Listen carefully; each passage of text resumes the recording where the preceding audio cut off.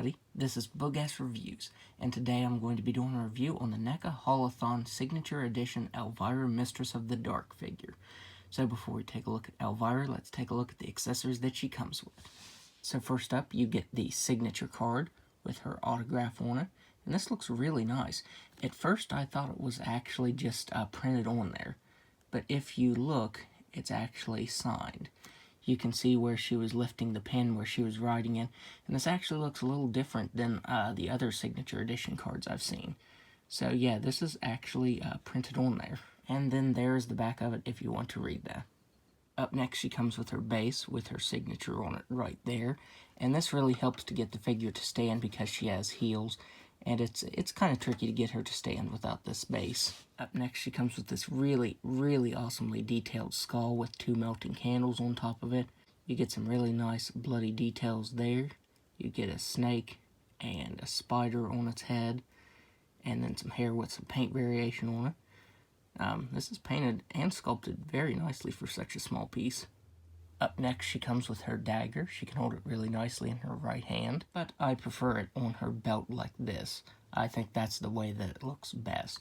But there you can see all of the really nice sculpt and paint detail to the handle there. Up next, she comes with her skull cup with a puff of green smoke coming out of it. That looks very nice. Again, sculpted and painted very nicely. And finally, she comes with an alternate head sculpt. So here is her alternate winking head sculpt. And this is such a great likeness of Cassandra Peterson as Elvira. Really good likeness. So now let's go ahead and take a better look at the main head sculpt. So as I said, this is a fantastic likeness. NECA did an amazing job on this. It looks just like Cassandra Peterson. The hair is sculpted very nicely.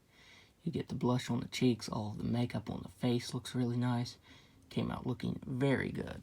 Her dress is done in a very nice stretchy material, kind of spandexy, I think. But yeah, this material is really nice. I think this is what NECA might have used on the Ghostface figure. But yeah, it's really nice. She has this leather, it might be pleather, belt. It's attached right there by Velcro. Looks very nice.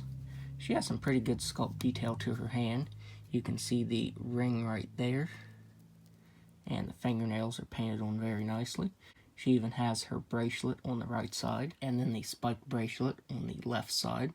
So that's really awesome. She has some paint variation to her legs from the, I want to say they're called stockings. She has some paint variation for that, but when you bend the knee, you can see they didn't paint it. So when you bend her knee, that is going to stand out. That's really my only complaint with this figure. But there you can see a better look at her heels, and they actually have some texturing to them. It's very slight, but she does have some texturing. But again, that's also the reason why she doesn't stand that easy, is because of these. So now let's go ahead and go over her articulation. She has a ball-jointed head that can't really look back at all. She can look down just very slightly. She can move her head side to side. She has ball-jointed shoulders that can move all the way out. She has a swivel at the bicep, double jointed elbows that can bend in all the way. She has swivel at the wrist that can move side to side and up and down. She has a ball jointed diaphragm that can move back just a little bit, forward just about all the way, side to side very slightly, and you get a little bit of tilt there.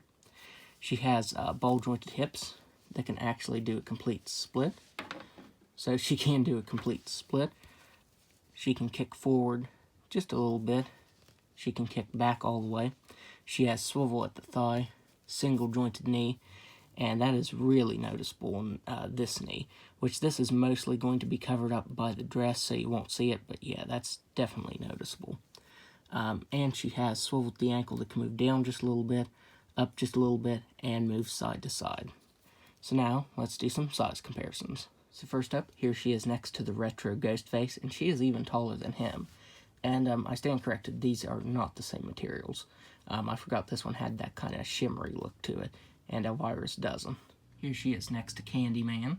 And finally, there she is next to the Ultimate Frankenstein, and she is even taller than him. So overall, I would highly recommend picking this up, because this is a really good figure. It's one of the best likenesses NECA has ever done, and this is definitely a contender for top 10 figures of the year. So definitely do not miss out on this. If you weren't able to get the signature edition, at least definitely get the regular version. So that's my review. If you like this review, be sure to hit the like button and subscribe to my channel. Thanks for watching.